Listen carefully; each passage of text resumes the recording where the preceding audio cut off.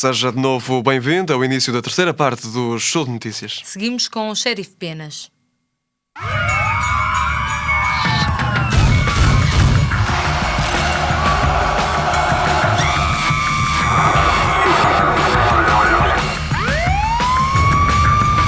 Sheriff Penas falou, está falado.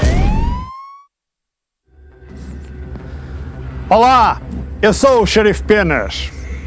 Mulher de 70 anos obrigava filha de 35 a prostituir-se e esta era deficiente mental. É mais um caso repugnante, muito repugnante. Eu confesso que até para trazer aqui este caso tive que me concentrar muito, mas mesmo muito, para não me enervar. Uma mulher com 70 anos já tinha idade para ter juízo, ou não? E ter coragem de prostituir a sua própria filha deficiente mental, mas profunda, mesmo profunda deficiente mental, com 35 anos. Digam lá se isto não é um caso que faz enervar mesmo aquele ser que tem nervos mesmo de aço. Isto passou-se em Coimbra. Isto não se passou no deserto. Isto passou-se em Coimbra.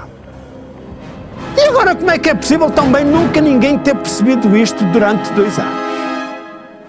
Como é que é possível nunca ninguém ter percebido isto durante 2 anos?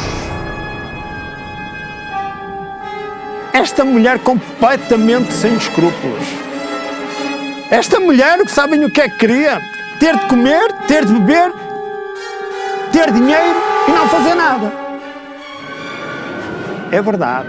Se estivéssemos a falar de um jovem, então vamos a dizer esta geração agora não presta.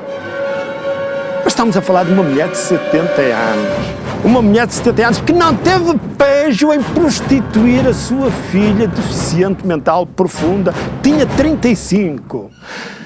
Mas este caso é ainda mais repugnante porque foi com 4 homens diferentes. 4 homens diferentes durante 2 anos. Sabem o que é que estes homens davam a esta asquerosa mãe de 70 anos? Pagavam serviços da prostituição com a sua filha, pagavam o corpo. A filha pagava com o corpo os géneros que estes homens lhe levavam. O arroz, o centeio, o feijão, o vinho, a batata. É isso. Era com produtos agrícolas. Com repolhos, com fruta. Era com isto. De vez em quando lá vinha algum dinheiro. Isto é um caso mesmo repugnante. Ora, digam lá se não é. Digam lá se não é o que deve ter sofrido esta mulher de 35 anos a ser violada, violentada, hoje por um, amanhã por outro, depois por mais um e depois por mais outro. Eles revezavam-se, hoje vais lá tu, amanhã vou lá eu, depois vai o António, depois vai o Jaquim, depois vou lá eu outra vez. Mas que vergonha é esta? Mas os vizinhos... Onde estão os vizinhos? Onde estão aqui os vizinhos? Pois é, mas um dia alguém alertou as autoridades. E a polícia interveio. A polícia judiciária foi chamada e interveio. E sabem o que é que a polícia judiciária descobriu? Que um desses violadores, um homem também com idade para ter juízo, 68 anos, já tinha sido preso em França por cometer o mesmo tipo de crime e também com uma deficiente profunda. Este homem tinha um fetiche por deficiente profunda. deficientes profundas. A Polícia Judiciária percebeu isso. A Polícia Judiciária percebeu isto. Foi este homem de 68 anos que levou esta deficiente a aceitar, a não dizer nada, porque ela ainda falava alguma coisa, nunca disse nada aos vizinhos. Este monstro foi aqui, foi com este monstro que tudo começou. Ele esteve preso em França, mas não lhe chegou. Mas agora, aqui em Portugal, novamente ele está preso. Felizmente que a Polícia Judiciária atuou rapidamente. A deficiente, neste momento, está entregue numa casa de um familiar. Os outros todos estão presos. 3 homens e a sua progenitora. Presos e bem presos. Um dia destes vai haver uma sentença e o juiz vai decidir. Mas o xerife Penas, para ele, já decidiu. Eles vão ter que ser condenados. O xerife Penas sobre este caso falou, está falado. Agora, mais um imbróglio onde as autoridades, alguns agentes da autoridade se envolveram. Estou a falar concretamente de 2 agentes da PSP, do Comando Distrital de Lisboa, que estavam adstritos a uma esquadra em Louros. 2 polícias, ao que todos diziam, perfeitos. Mas estes 2 polícias eram os autênticos estrategas do crime bem organizado. Estes 2 polícias juntaram-se a 24 romenos. Era um gangue de 24 romenos. Tudo planeavam. Era tudo planeado ao milímetro.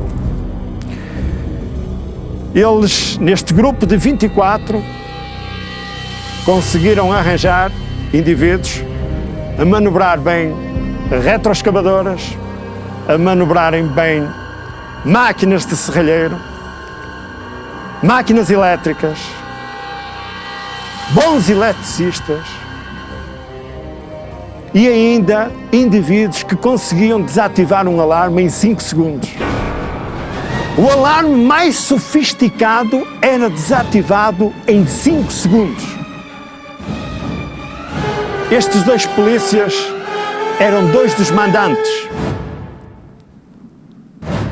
Mas uma brigada especial da Polícia Judiciária quer crer que haja mais alguns mandantes.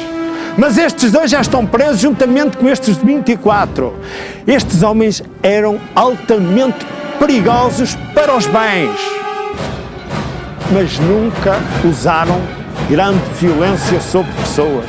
Nunca mataram ninguém, nunca feriram ninguém. Eram os autênticos profissionais do crime. E agora vejam a estratégia seguida por este grupo. Viam um carro de alta cilindrada. Um outro carro seguia durante uns quilómetros. Parava num café. Se o carro continuasse, havia outro carro que entretanto seguia esse carro de alta cilindrada. Eles conseguiam perceber onde é que essa pessoa morava. Eles conseguiam ver todos os hábitos dessa pessoa. Eles conseguiam ver se era uma casa fostosa, se era um carro que tinha mais carros, etc. Estes homens depois utilizavam a calada da noite, roubavam o carro, roubavam o ouro, roubavam as joias, roubavam tudo. Mas sempre certos que nunca iam dar um tiro. Dezenas e dezenas de assaltos que este grupo fez, nunca houve um tiro. Nunca houve um tiro. Altamente profissionais. Altamente profissionais. Mas a Polícia Judiciária em Portugal é muito competente percebeu, para fazer este tipo de crimes tem que ser pessoas altamente inteligentes, bem treinadas, tem que haver alguém que perceba de alarmes, tem que haver alguém que perceba de estratégias, tudo. E começou a perceber que havia alguém dentro da polícia que tinha bons conhecimentos dentro da área do Comando Metropolitano de Lisboa. E chegaram assim à Esquadra de Louros, a uma Esquadra de Louros. E assim chegaram a estes dois polícias. Ainda bem, porque dezenas de assaltos. Imagine o que é que eles faziam, por exemplo. Os assaltos, os produtos do roubo eram encomendados. Eu hoje quero um computador XPTO. Eu hoje quero um carro XPTO. Eu hoje quero uma câmara de filmar XPTO. Era tudo encomendado ao pormenor. E depois, na posse desses elementos, eles iam roubar por encomenda. É assim que já está. É assim que já está o mundo do crime. Roubar por encomenda. E sabem para quê? Para esvaziar, para mandar logo os produtos, muitas vezes para o estrangeiro, para os países de leste, para Angola, para Moçambique. Pois é, mas a Polícia Judiciária começa a estar atenta. O xerife Penas vai começar também a denunciar esta espécie de crimes. A Polícia Judiciária também está atenta e o xerife também. Sobre este caso, o xerife Penas falou, está falado. Adeus.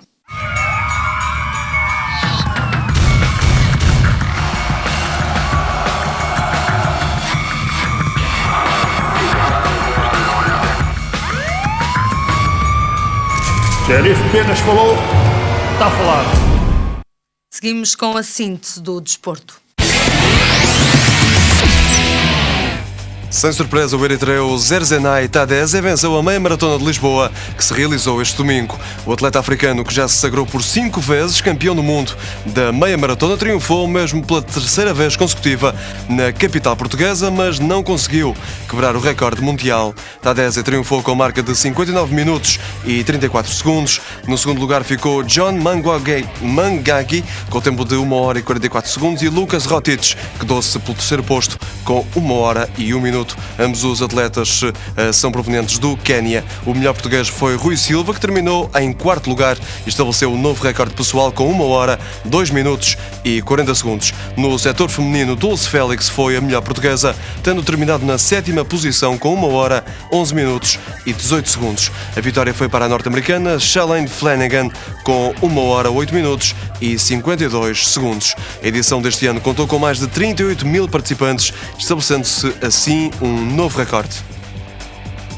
A seleção portuguesa de polo aquático venceu este domingo o torneio das 6 nações em Brno, na República Checa, depois de empatar a 10 golos com a Dinamarca. A equipa das esquinas somou 4 vitórias perante a Suíça por 13-6, Suécia por 14-8 e Irlanda por 16-2. A formação nacional terminou com os mesmos 9 pontos que a Dinamarca, mas teve melhor goal average. Esta foi a segunda vez consecutiva que Portugal venceu o torneio das 6 nações, depois de, no ano passado, ter conquistado a prova em Lisboa. No total foi a terceira vitória, com a primeira das quais a ser conseguida em Genebra, no ano de 2008. Tiago Pires venceu a primeira edição do Rip Curl Capítulo Perfeito, que teve lugar na praia de Supertubos, em Peniche. O melhor surfista nacional arrecadou o troféu num dia marcado por uma ondulação de 2 metros e com vento offshore. O segundo lugar foi para Ivo Cação, que surfou com um braço engessado devido a uma fratura no pulso.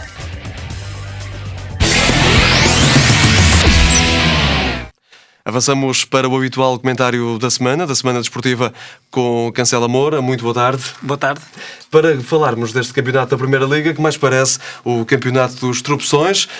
O Floco Porto empatou ontem em Passos Ferreira, já depois do Benfica ter também cedido 2 pontos na sexta-feira em Olhão. Ontem em Passos Ferreira, Cancela Moura, os Dragões criaram muitas ocasiões de golo, mas mesmo assim não conseguiram vencer, e o Passos Ferreira, na praticamente única ocasião que chegou à baliza, conseguiu faturar. É verdade, aliás, o Futebol Clube Porto conseguiu marcar um gol que foi um autogol, diga-se de passagem, foi o autogol de Ricardo, o que significa bem que a eficácia do Futebol Clube Porto anda arredia. Eu, aliás, diria que este campeonato, neste último terço, mais parece evidenciar aquilo que são os pequenos. Para mim, neste momento, os pequenos é que são os grandes, as grandes evidências deste campeonato. Aliás, estes 3 últimos jogos do Benfica, do Porto e do Sporting, neste fim de semana, foram paupérrimos, todos eles, independentemente do resultado. E como disse, o Futebol Clube Porto chegou à vantagem com o autogolo e, obviamente, o Paços de Ferreira, apesar de tudo, superiorizou-se na parte final do encontro, conseguiu chegar ao empate e, como disse Henrique Calisto, conta são os golos que efetivamente são obtidos e não as oportunidades que efetivamente são criadas e perdidas, porque aí também está o mérito do adversário. Aliás, eu queria dizer que o Paços de Ferreira teve em evidência, que já vai sendo o hábito, o Cássio foi a grande figura do melhor encontro. Em campo, consensualmente. Não tenho dúvidas, porque ele aos 52, aos 70, aos 78, quase no final do jogo, fez excelentes intervenções. Num duelo para com evitar, o Hulk particular. Exatamente, e em contraponto eu diria que o Hulk foi de facto o melhor jogador do Porto, foi o mais inconformado, mas isso não chegou para que o Futebol Clube Porto efetivamente pudesse evidenciar-se. O Melgarejo, além de ter obtido o golo mais uma vez, foi um jogador com uma produção acima da média. Aliás, eu julgo que está a convencer os responsáveis do Benfica. Estou convencido que de facto é um atleta com uma grande margem de progressão, e o Michel, que também fez um excelente encontro, são as notas de evidência no Paços de Ferreira. E julgo que, efetivamente, tirando o Hulk, o Futebol Clube Porto está muito longe, está uma sombra de si mesmo. Aliás, a única explicação é tal falta de confiança, e julgo que a desconfiança que também existe sobre o próprio treinador. E, portanto, nós vemos o Vítor Pereira a desculpar-se com as oportunidades perdidas, com os bloqueios do Benfica, com os erros de arbitragem, que vão sendo o hábito e repetem-se também com o Sapinto e com a direção do Sporting junto do Secretário de Estado, com o Jorge Jesus também relativamente à arbitragem. Isto é impossível de analisar as diferenças de plantéis entre os grandes e os pequenos. Eu estou a referir este fim de semana quer o Olhanense, que foi um recém-promovido, quer o Feirense, outro recém-promovido, quer o Paços de Ferreira, que é sempre uma equipa que luta bastante para a manutenção, não podem efetivamente ombrear, ou os grandes não se podem desculpar com as limitações. Exatamente, ao próprio jogo. Quem poderia, eventualmente até, fundamentar a sua falta de capacidade para contrariar os grandes seriam os pequenos, o que é evidente, isto é de facto um contrassenso, o que aconteceu este fim de semana. Quem teve também uns furos abaixo da média foi o Benfica, na sexta-feira, ao empatar 0 golos com o Olhanense. Cancela Moura, há quem tenha dito que este resultado, esta exibição cinzenta das Águias, terá provocado a ira do seu presidente, algo que já foi desmentido até ao momento, mas é de um presidente ficar irado. Eu não diria irado, mas eu confesso que de certeza que as reações não podem ter sido as melhores. Eu julgo que o Benfica, que fez provavelmente o seu pior jogo do campeonato, eu não me lembro de o Benfica ter jogado tão mal. A primeira oportunidade do encontro para o Benfica foi por Cardoso aos 85 minutos. Isto evidencia bem a falta de capacidade ofensiva que o Benfica eventualmente patenteou, e depois com 2 perdidas já nos descontos. Aliás, as compensações foram de 7 minutos, mas o Gaetan e o Saviola falharam depois na cara do guarda-redes adversário, provavelmente o gol. Mas, quer dizer, não é justificável, é exatamente aquilo que eu dizia há pouco, que o primeiro lance de perigo aconteça a 5 minutos do tempo regulamentar. Mas, Moura, julga que o peso da Liga dos Campeões, do jogo desta terça-feira com o Chelsea, terá pesado, terá tido influência nos jogadores? Mas eu admito que possa eventualmente estar na cabeça dos jogadores algo de psicológico, mas eu então diria o seguinte: o Benfica vai receber o Chelsea nesta terça-feira, vai jogar com o Braga na Luz, vai a Londres jogar com o Chelsea e depois joga com o Sporting em Alvalade. É um ciclo terrível. E, portanto, ou uma equipa como o Benfica está de facto preparada para este tipo de competitividade e este tipo de avalanche de jogos, ou então não se pode desculpar. Então o que é que dirá o Olhanense quando metade da equipa pode ser condicionada por lesões? Ou o Paços de Ferreira, quando muitas vezes se compõem equipas com recurso a jogadores que provavelmente estão a estrear-se ou efetivamente muitas vezes não estão tão habituados à própria Primeira Liga.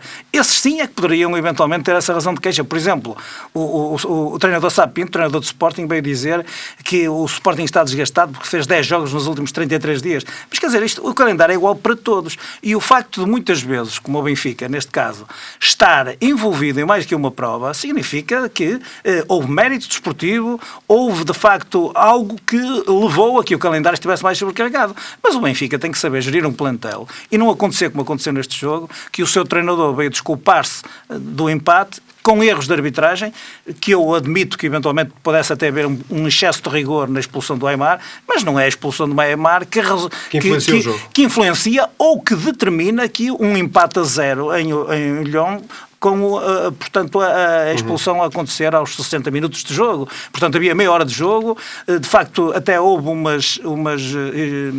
portanto, substituições muito arrojadas por parte do próprio Jorge Jesus, com a entrada do Rodrigo para o lugar do Itzel e com a entrada de Saviola para o lugar de Emerson, mas significa que o Benfica, e aliás, aqui também um parênteses, porque isto estende só ao Porto e ao Sporting, eu não compreendo que em momentos tão decisivos, equipas deste calibre estejam com, portanto, os índices motivacionais tão em baixo.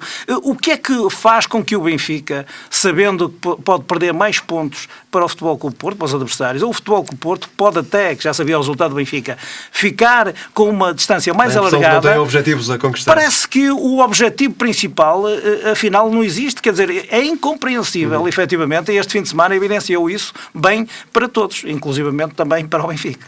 Falou aí há pouco do Sporting. Os Leões venceram o Feirense por 1-0 no sábado, com mais uma exibição que ficou aquém das expectativas, mas essa não terá sido a visão, Cancela Moura, do técnico Sá Pinto.